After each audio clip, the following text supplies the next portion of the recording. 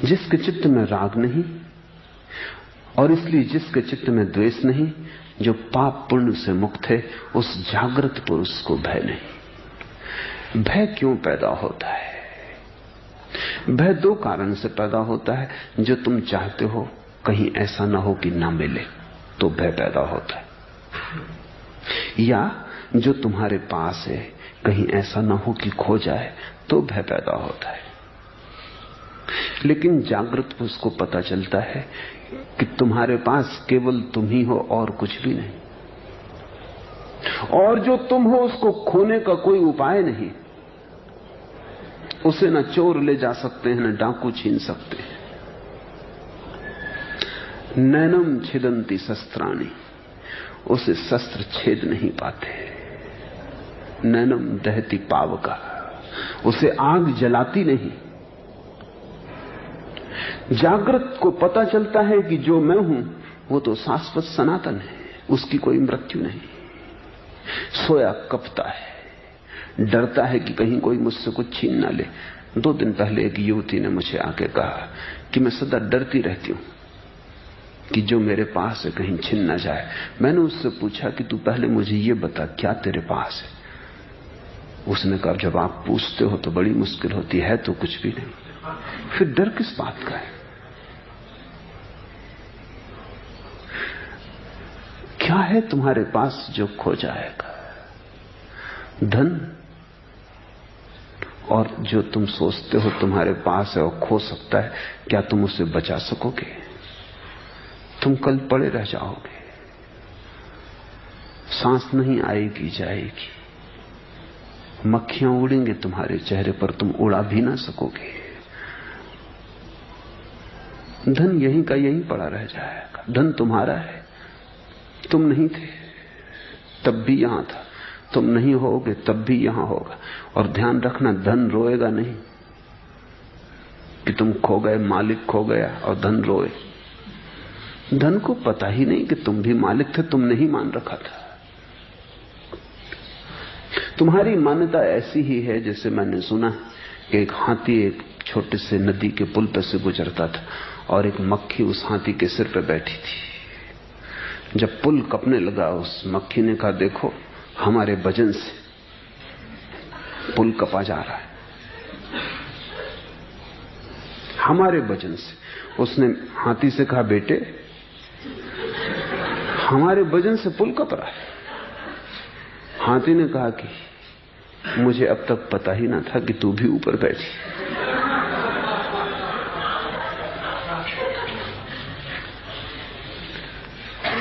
आदमी कहते हैं छिपकलियां, उनको कभी निमंत्रण मिल जाता, उनकी जात बिरादरी में तो जाती नहीं, वो कहते हैं महल गिर जाएगा। संभाले हुए छिपकली चली जाएगी तो महल गिर जाएगा।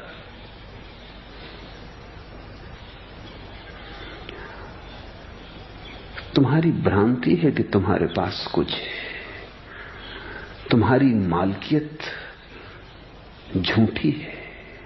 हां, जो तुम्हारे पास है वो तुम्हारे पास, उसे कभी ना किसी ने छीना, न कोई छीन सकेगा। असलियत में संपदा की परिभाषा यही है कि जो छीनी ना जा सके। जो छीनी जा सके वो तो विपदा है, संपदा नहीं है।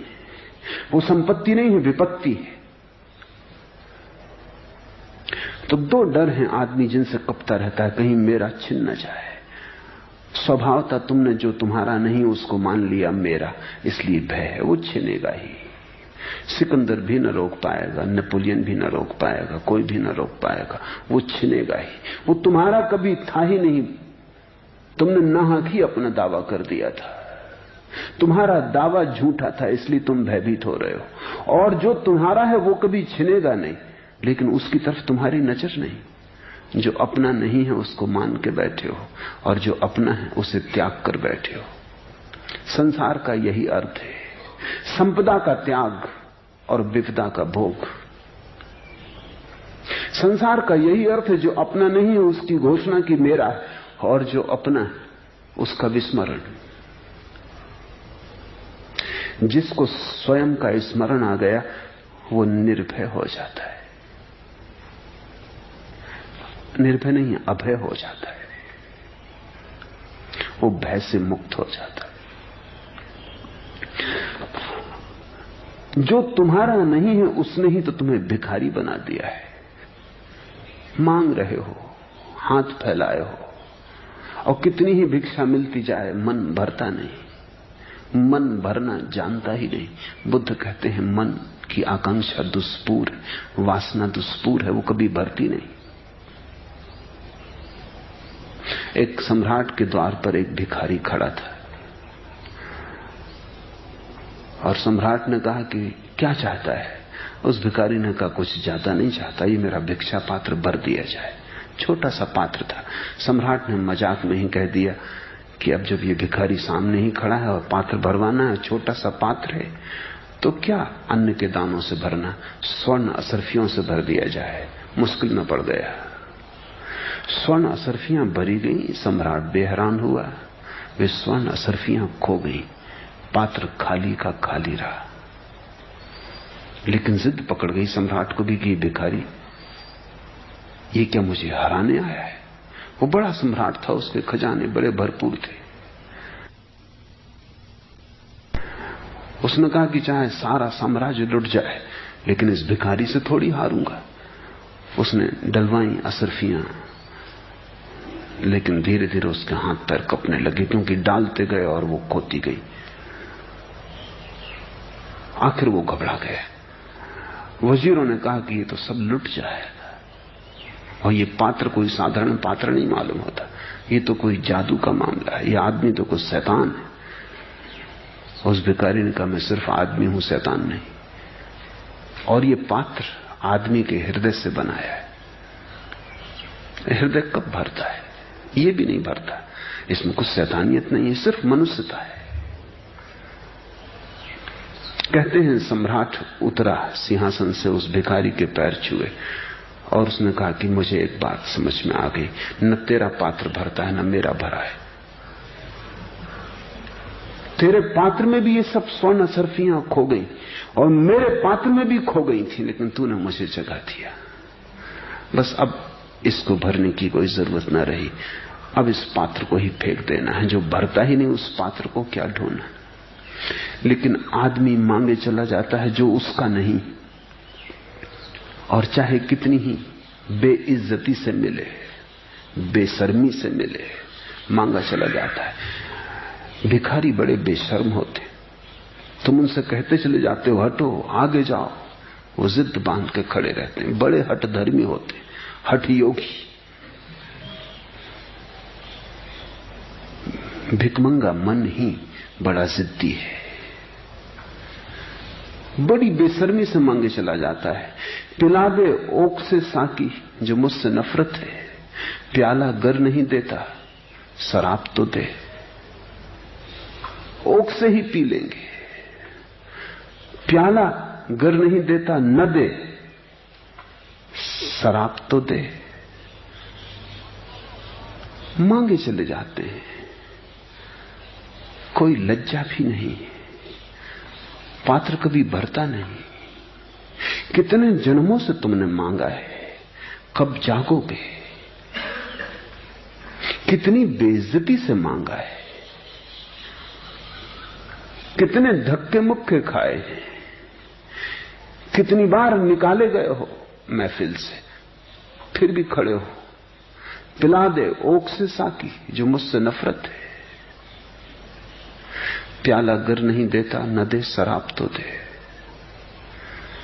संसार में आदमी कितनी बेइज्जती झेल लेता है, कितनी बेशर्मी से मांगे चला जाता है, और एक बात नहीं देखता कि इतना मांग लिया कुछ भरता नहीं, पात्र खाली का खाली है। कितना मांग लिया कुछ भरता नहीं, दुष्पूर है। जिस दिन ये दिखाई पड़ जाता उसी दिन तुम पात्र छोड़ देते हो, उसी क्षण अभय उत्पन्न हो जाता है। अभय उन्हीं को उत्पन्न होता है जिन्होंने ये सत्य देख लिया कि जो तुम्हारा है वो तुम्हारा है, मांगने की जरूरत नहीं, तुम उसके मालिक हो ही। और जो तुम्हारा नहीं है कितना ही मांगो, कितना ही इकट्ठा करो, तुम मालिक उसके हो न पाओगे। जिसका तुम मालिक हो परमात्मा ने तुम्हें उसका मालिक बनाया ही, और जिसके तुम मालिक नहीं हो उसका तुम्हें मालिक बनाया नहीं। इस व्यवस्था में तुम कोई हेर फेर न कर पाओगे। ये व्यवस्था शाश्वत है। एस धम्मो सनातनो। और जिसके जीवन में अभय आ गया, बुद्ध कहते हैं उसके जीवन में सब आ गया। वो परमात्मा स्वयं हो गया। जहां अभय आ गया वहां उठती है प्रार्थना, वहां उठता है परमात्मा।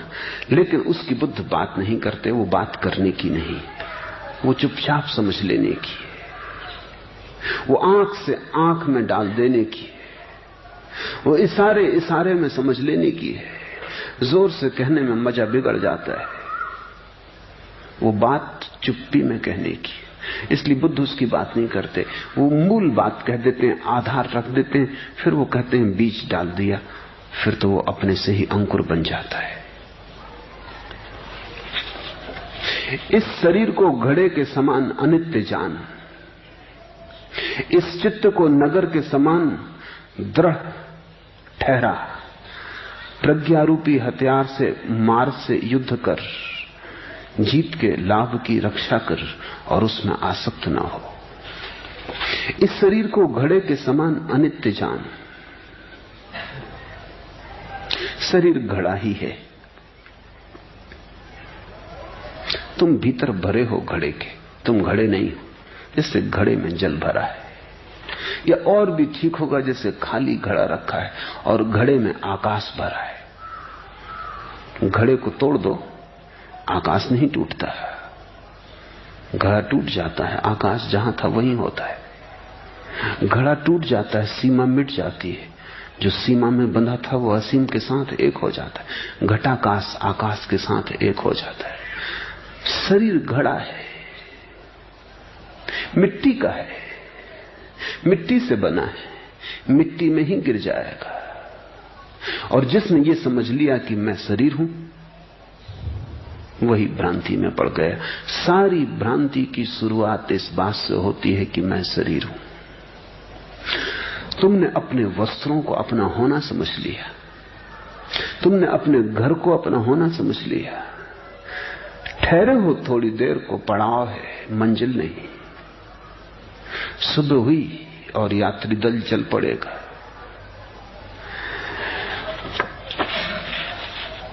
थोड़ा जाग कर इसे देखो, मामूर ए फना की कोताहियां तो देखो।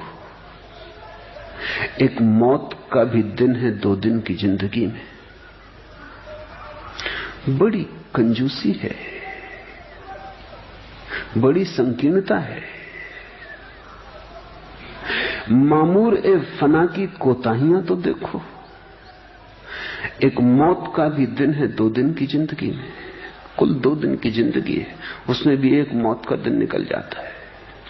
एक दिन की जिंदगी हो, कैसे इठलाते हो, कैसे अकड़े जाते हो, कैसे भूल जाते हो कि मौत द्वार पर खड़ी है। शरीर मिट्टी है और मिट्टी में गिर जाएगा। इस शरीर को घड़े के समान अनित्य जान। बुद्ध ये नहीं कहते कि मान, बुद्ध कहते हैं जान। बुद्ध का सारा जोर बोध पर है। वो ये नहीं कहते कि मैं कहता हूं इसलिए मान ले कि शरीर घड़े की तरह। वो कहते तू खुद ही जान, थोड़ा आंख बंद और जरा पहचान, तू घड़े से अलग है। ध्यान रखना, जिस चीज के भी हम दृष्टा हो सकते हैं उससे हम अलग हैं। जिसके हम दृष्टा न हो सके, जिसको दृश्य न बनाया जा सके, वही हम हैं। आंख बंद करो, शरीर को तुम अलग देख सकते हो। हाथ टूट जाता है, तुम नहीं टूटते। तुम लाख कहोगे मैं टूट गया, बात गलत मालूम होगी, खुद ही गलत मालूम होगी। हाथ टूट गया, पैर टूट गया, आंख चली गई, तुम नहीं चले गए। भूख लगती है, शरीर को लगती है, तुम्हें नहीं लगती। हालांकि तुम कहे चले जाते हो कि मुझे भूख लगी। प्यास लगती, शरीर को लगती, फिर जलधार चली जाती है, तृप्ति हो जाती है, शरीर को होती। सब तृप्तियां, सब अतृप्तियां शरीर की हैं। सब आना जाना शरीर का है, बनना मिटना शरीर का है। तुम न कभी आते न कभी जाते, घड़े बनते रहते हैं, मिटते जाते हैं। भीतर का आकाश शाश्वत है। उसे कोई घड़ा कभी छू पाया? उस पर कभी धूल जमी? बादल बनते हैं, बिखर जाते हैं। आकाश पर कोई रेखा छूटती है? तुम पर भी नहीं छूटी। तुम्हारा कुंवारापन सदा कुंवारा है, वो कभी गंदा नहीं हुआ। इस भीतर के सत्य के प्रति जरा आंख बाहर से बंद करो और जागो। बुद्ध कहते हैं इस शरीर को घड़े के समान अनित्य जान। सिद्धांत की तरह मत मान लेना कि ठीक है, क्योंकि तुमने बहुत बार सुना है, महात्मा गण समझाते रहते हैं शरीर अनित्य है, क्षण भर का बुलबुला है। तुमने भी सुन सुन के याद कर ली है बात। याद करने से कुछ भी ना होगा, जानना पड़ेगा, क्योंकि जानने से मुक्ति आती। ज्ञान रूपांतरित करता है। इस चित्त को इस तरह ठहरा ले जैसे कि कोई नगर चट्टान पे बसा हो, या किसी नगर का किला पहाड़ की चट्टान पे बना हो, अडिग चट्टान पे बना हो। इस चित्त को नगर कोट के समान दृढ़ ठहरा ले। सारी कला इतनी ही है कि मन न कपे, अकंप हो जाए। क्योंकि जब तक मन कपता है तब तक दृष्टि नहीं होती।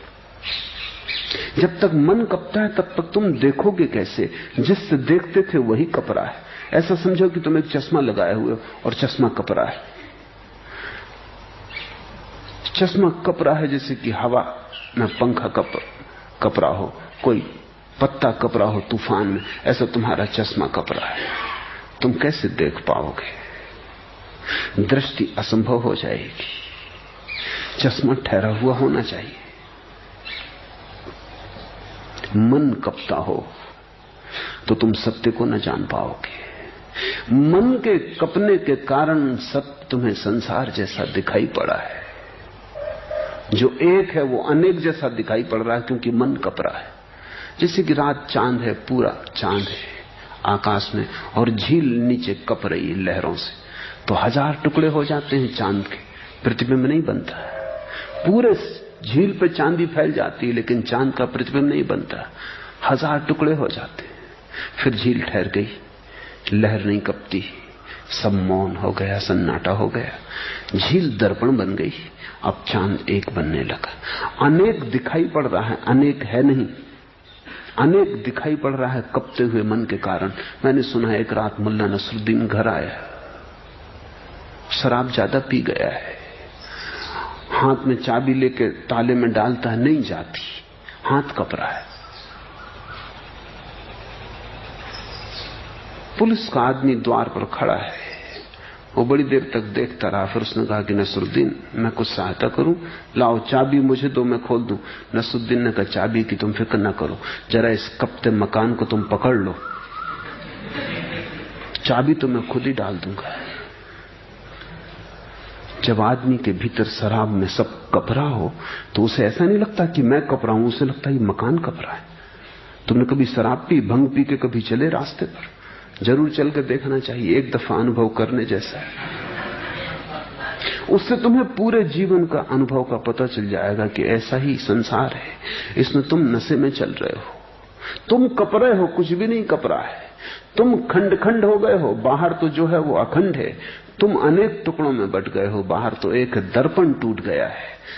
तो बहुत चित्र दिखाई पड़ रहे हैं, जो है वो एक है। बुद्ध कहते हैं चित्त ठहर जाए, अकंप हो जाए, जैसे दिए की लौ ठहर जाए, कोई हवा कपाए ना।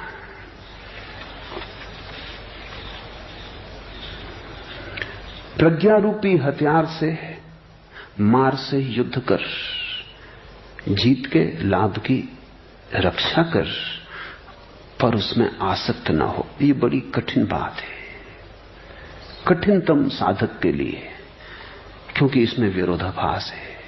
बुद्ध कहते हैं आकांक्षा कर, लेकिन आसक्त मत हो। सत्य की आकांक्षा करनी होगी, और सत्य को जीतने की भी यात्रा करनी होगी। विजय को सुरक्षित करना होगा। नहीं तो खो जाएगी हाथ से विजय। ऐसे बैठे ठाले नहीं मिल जाती है। बड़ा उद्यम, बड़ा उद्योग, बड़ा श्रम, बड़ी साधना, बड़ी तपश्चर्या, जीत के लाभ की रक्षा कर, और जो छोटी मोटी जीत मिले उसको बचाना, रक्षा करना, भूल मत जाना, नहीं तो जो कमाया है वो भी खो जाता है। तो ध्यान सतत करना होगा जब तक समाधि उपलब्ध ना हो जाए। अगर एक दिन की भी गाफिलता की, एक दिन की भी भूल चूक की, तो जो कमाया था वो खोने लगता है। ध्यान तो ऐसा ही है जैसे कि कोई साइकिल पर सवार आदमी पैडल मारता है। वो सोचे कि अब तो चल पड़ी साइकिल, अब क्या पैडल मारना। पैडल मारना बंद कर दे तो ज्यादा देर साइकिल न चलेगी। चढ़ाव होगा तब तो फौरन ही गिर जाएगी, उतार होगा तो शायद थोड़ी दूर चली जाए, लेकिन कितने दूर जाएगी? ज्यादा दूर नहीं जा सकती। सतत पैडल मारने होंगे जब तक कि मंजिल ही ना आ जाए। ध्यान रोज करना होगा। जो जो कमाया है ध्यान से उसकी रक्षा करनी होगी। जीत के लाभ की रक्षा कर। वो जो जो हाथ में आ जाए उसको तो बचाना। जितना थोड़ा सा चित्त साफ हो जाए, ऐसा मत सोचना कि अब क्या करना है सफाई, और फिर गंदा हो जाएगा। जब तक कि परिपूर्ण अवस्था न आ जाए समाधि की, तब तक श्रम जारी रखना होगा। हां, समाधि फलित हो जाए फिर कोई श्रम का सवाल नहीं। समाधि उपलब्ध हो जाए फिर तो तुम उस जगह पहुंच गए जहां कोई चीज तुम्हें कलुषित नहीं कर सकती। मंजिल पे पहुंच गए, फिर तो साइकिल को चलाना ही नहीं, उतर ही जाना है। फिर तो जो पैडल मारे वो ना समझ, क्योंकि वो फिर मंजिल के इधर उधर हो जाएगा। एक ऐसी घड़ी आती है जहां उतर जाना है, जहां रुक जाना है, जहां यात्रा ठहर जाएगी, लेकिन उस घड़ी के पहले तो श्रम जारी रखना है। और जो भी छोटी मोटी विजय मिल जाए उसको संभालना है, संपदा को बचाना है।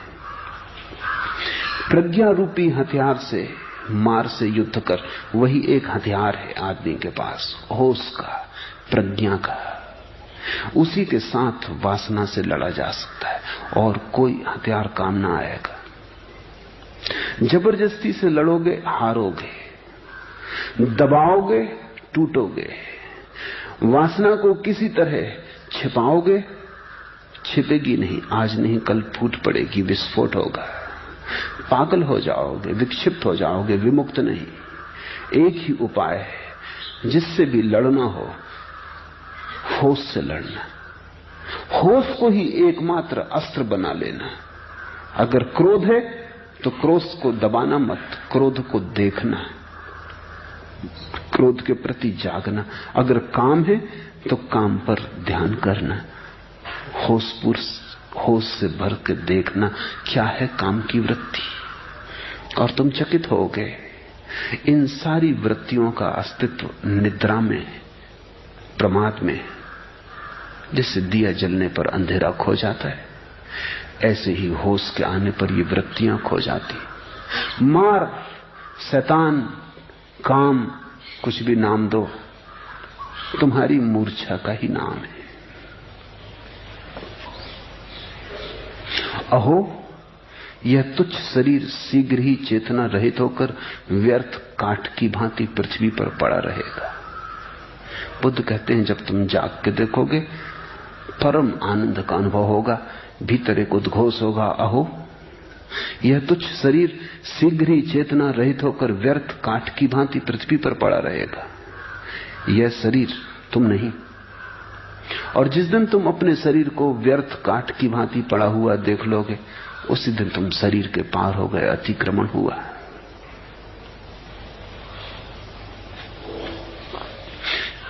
शरीर मौत है, शरीर रोग है, शरीर उपाधि है। जो शरीर से मुक्त हुआ वो निरुपाधिक हो गया। शरीर से मुक्त होने का क्या अर्थ है? शरीर से मुक्त होने का अर्थ है इस बात की प्रतीति गहन हो जाए, सघन हो जाए, ये लकीर फिर मिटाए ना मिटे, ये बोध फिर दबाए ना दबे, ये बोध सतत हो जाए। जागने में, सोने में ये अनुभव होता रहे कि तुम शरीर में हो शरीर ही नहीं।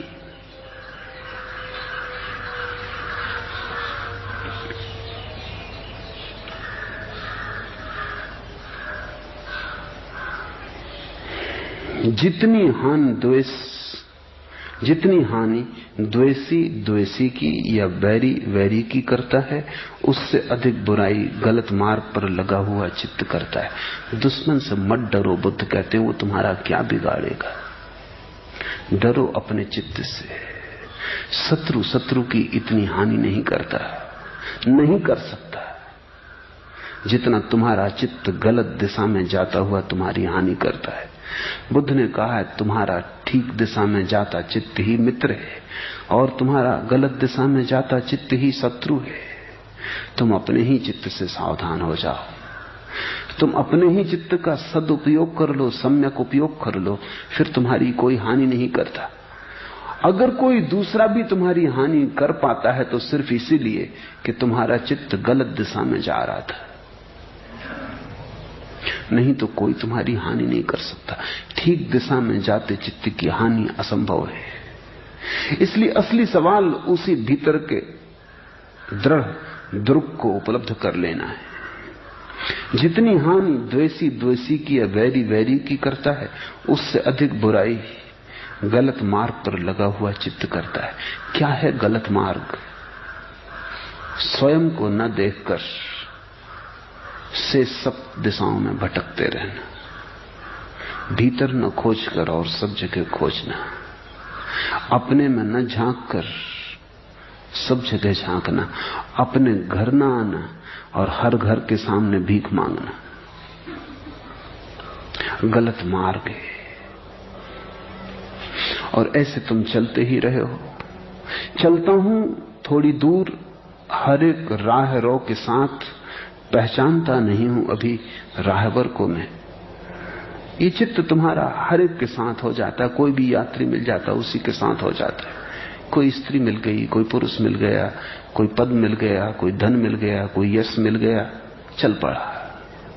थोड़ी दूर चलता है, फिर हाथ खाली पाके फिर किसी दूसरे के साथ चलने लगता है। राह पर चलते अजनबियों के साथ हो लेता है, अभी अपने मार्गदर्शक को पहचानता नहीं।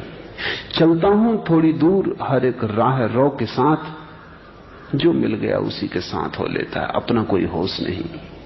पहचानता नहीं हूं अभी राहबर को मैं, अभी कौन मार्गदर्शक है कौन गुरु है उसे मैं पहचानता नहीं। बुद्ध ने कहा है, तुम्हारा होश ही तुम्हारा गुरु है।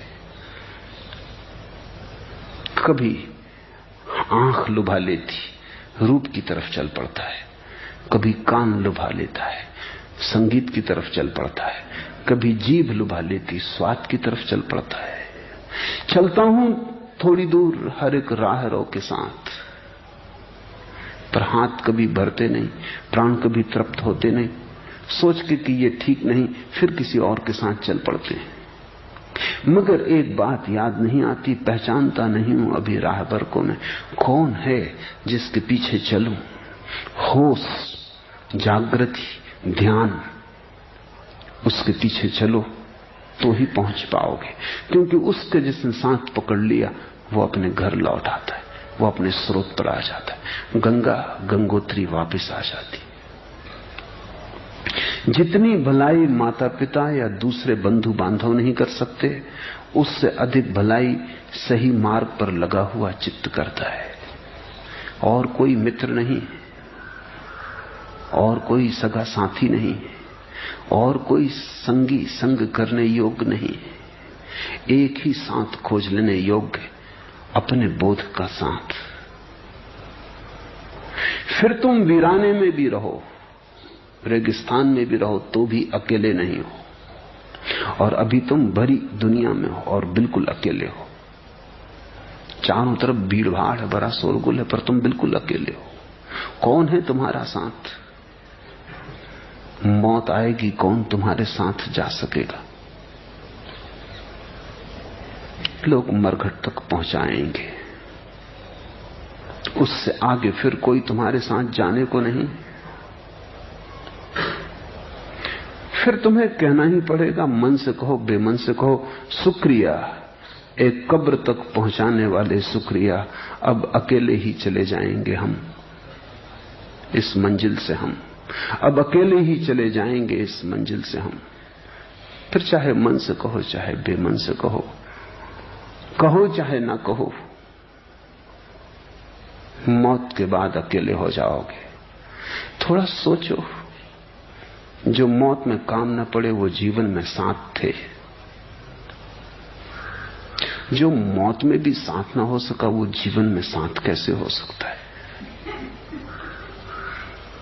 धोखा था, एक भ्रांति थी, मन को भुला लिया था, मना लिया था, समझा लिया था। डर लगता था अकेले में, अकेले होने में बेचैनी होती थी, चारों तरफ एक सपना बसा लिया था, अपनी ही कल्पनाओं का जाल बुन लिया था। अपने अकेलेपन को बुलाने के लिए मान बैठे थे कि साथ है, लेकिन कोई किसी के साथ नहीं, कोई किसी के संग नहीं। अकेले हम आते हैं और अकेले हम जाते हैं, और अकेले हम यहां हैं, क्योंकि दो अकेलेपन के बीच में कहां साथ हो सकता? जन्म के पहले अकेले, मौत के बाद अकेले। ये थोड़ी सी दूर पर राह मिलती है, इस राह पर बड़ी भीड़ चलती है, तुम ये मत सोचना तुम्हारे साथ चल रही है। सब अकेले अकेले चल रहे हैं, कितनी ही बड़ी भीड़ चल रही हो, सब अकेले अकेले चल रहे हैं। इसको जिसने जान लिया, इसको जिसने समझ लिया, वो फिर अपना साथ खोजता है, क्योंकि वही मौत के बाद भी साथ होगा। फिर वो अपना साथ खोजता है, वो कभी ना छूटेगा। अपना साथ खोजना ही ध्यान है, दूसरे का साथ खोजना ही विचार है। इसलिए विचार में सदा दूसरे की याद बनी रहती। तुम्हारे सब विचार दूसरे की याद है। अगर तुम ध्यान करो, विचार पर विचार करो बैठकर, तो तुम पाओगे तुम्हारे विचारों में तुम करते क्या हो। तुम्हारे विचारों में तुम दूसरों की याद करते हो। बाहर से साथ ना हो तो भीतर से साथ है। एक युवक संन्यास्त होने एक गुरु के पास पहुंचा। निर्जन मंदिर में उसने प्रवेश किया। गुरु ने उसके चारों तरफ देखा और कहा कि किस लिए आए हो? उस युवक ने कहा कि सब छोड़कर आया हूं, तुम्हारे चरणों में परमात्मा को खोजना है। उस गुरु ने कहा पहले ये भीड़ भाड़ जो तुम साथ ले आए हो बाहर ही छोड़ाओ। उस युवक ने चौंक के चारों तरफ देखा, वहां तो कोई भी न था, भीड़ भाड़ का नाम ही न था, वो अकेले ही खड़ा था। उसने कहा आप भी कैसी बात करते, मैं बिल्कुल अकेला हूं। तब तो उस युवक को थोड़ा शक हुआ कि मैं किसी पागल के पास तो नहीं आ गया। उस गुरु ने कहा वो मुझे भी दिखाई पड़ता है, आंख बंद करके देखो वहां भीड़ भाड़ है। उसने आंख बंद की, जिस पत्नी को रोते हुए छोड़ आया है वो दिखाई पड़ी। जिन मित्रों को गांव के बाहर विदा मांग आया है वो खड़े हुए दिखाई पड़े। बाजार, दुकान, संबंधी। तब उसे समझ में आया कि भीड़ तो साथ है। विचार बाहर की भीड़ के प्रतिबिंब है। विचार जो तुम्हारे साथ नहीं है उनको साथ मान लेने की कल्पना है। ध्यान में तुम बिल्कुल अकेले हो या अपने ही साथ हो। बस जितनी भलाई माता पिता या दूसरे बंधु बांधव नहीं कर सकते, उससे अधिक भलाई सही मार्ग पर लगा चित्त करता है। सही मार्ग से क्या मतलब है? अपनी तरफ लौटता, जिसको पतंजलि ने प्रत्याहार कहा है, भीतर की तरफ लौटता, जिसको महावीर ने प्रतिक्रमण कहा है, अपनी तरफ आता हुआ, जिसको जीसस ने कहा है लौटो, क्योंकि परमात्मा का राज्य बिल्कुल हाथ के करीब है, वापस आ जाओ। ये वापसी, ये लौटना ध्यान है। ये लौटना ही चित्त का ठीक लगना है। तुम चित्त के ठीक लगने से ये मत समझ लेना कि अच्छी अच्छी बातों में लगा है। फिल्म की नहीं सोचता, स्वर्ग की सोचता है। स्वर्ग भी फिल्म है। अच्छी अच्छी बातों में लगा है। दुकान की नहीं सोचता, मंदिर की सोचता है। मंदिर भी दुकान है। अच्छी अच्छी बातों में लगा है। ये मत समझ लेना मतलब कि पाप की नहीं सोचता, पुण्य की सोचता है। पुण्य भी पाप है। अच्छी अच्छी बातों का तुम मतलब मत समझ लेना कि राम राम जपता है। मरा मरा जपो कि राम राम जपो, सब बराबर है। दूसरे की याद, पर का चिंतन, फिर वो मंदिर का हो कि दुकान का, राम का हो कि रहीम का, इससे कोई फर्क नहीं पड़ता। ठीक दिशा में लगे चित्त का अर्थ है अपनी दिशा में लौटता है। वहां विचार छूटते जाते हैं। धीरे धीरे तुम ही रह जाते हो। तुम्हारा अकेला होना रह जाता, शुद्ध, मात्र तुम। इतने शुद्ध कि मैं का भाव भी नहीं उठता, क्योंकि मैं का भाव भी एक विचार है। अहंकार भी नहीं उठता, क्योंकि अहंकार भी एक विचार है। जब और सब छूट जाते हैं, उन्हीं के साथ वो भी छूट जाता है। जिस मुकाम पे तुम तू को छोड़ आते हो, वहीं मैं भी छूट जाता है। जहां तुम दूसरों को छोड़ आते हो, वहीं तुम भी छूट जाते हो। फिर जो शेष रह जाता है, फिर जो शेष रह जाता है शुद्धतम। जब तक उसको न पालो, तब तक जिंदगी गलत दिशा में लगी है। ये जिंदगी गुजार रहा हूं तेरे बगैर, जैसे कोई गुनाह किए जा रहा हूं मैं। जब तक इस जगह न आ जाओ, तब तक सारी जिंदगी एक गुनाह है, एक पाप है। तब तक तुम कितना ही अपने को समझाओ, कितना ही अपने को ठहराओ, तुम कपते ही रहोगे भय से। तब तक तुम कितना ही समझाओ, तुम धोखा दे ना पाओगे। तुम्हारी हर सांत्वना के नीचे से खाई झांकती ही रहेगी, भय की, घबराहट की। मृत्यु तुम्हारे पास ही खड़ी रहेगी। तुम्हारी जिंदगी को जिंदगी मान के तुम धोखा ना दे पाओगे। और तुम कितने ही पुण्य करो, जब तक तुम स्वयं की सत्ता में नहीं प्रविष्ट हो गए हो। ये जिंदगी गुजार रहा हूं तेरे बगैर, वही परमात्मा है। वही तुम्हारा होना, तुमसे भी मुक्त, वही परमात्मा है। जहां घड़ा छूट गया और कोरा आकाश रह गया, नया फिर भी सनातन, सदा का फिर भी सदा नया और ताजा। ये जिंदगी गुजार रहा हूं तेरे बगैर, जैसे कोई गुनाह किए जा रहा हूं मैं। और जब तक तुम उस जगह नहीं पहुंच जाते, तब तक तुम अनुभव करते ही रहोगे कि कोई पाप हुआ जा रहा है, कुछ भूल हुई जा रही, पैर कहीं गलत पड़े जा रहे हैं। लाख संभालो, तुम संभल ना पाओगे। एक ही संभलना है, और वो संभलना है धीरे धीरे अपनी तरफ सरकना। उस भीतरी बिंदु पर पहुंच जाना है जिसके आगे और कुछ भी नहीं है, जिसके पार बस विराट आकाश है। इसे बुद्ध ने शुद्धता कहा है। इस शुद्धता में जो प्रविष्ट हो गया, उसने ही निर्वाण पा लिया। उसने ही वह पा लिया जिसे पाने के लिए जीवन है। और जब तक ऐसा न हो जाए, तब तक गुनाते ही रहना, भीतर गुनगुनाते ही रहना, ये जिंदगी गुजार रहा हूं तेरे बगैर, जैसे कोई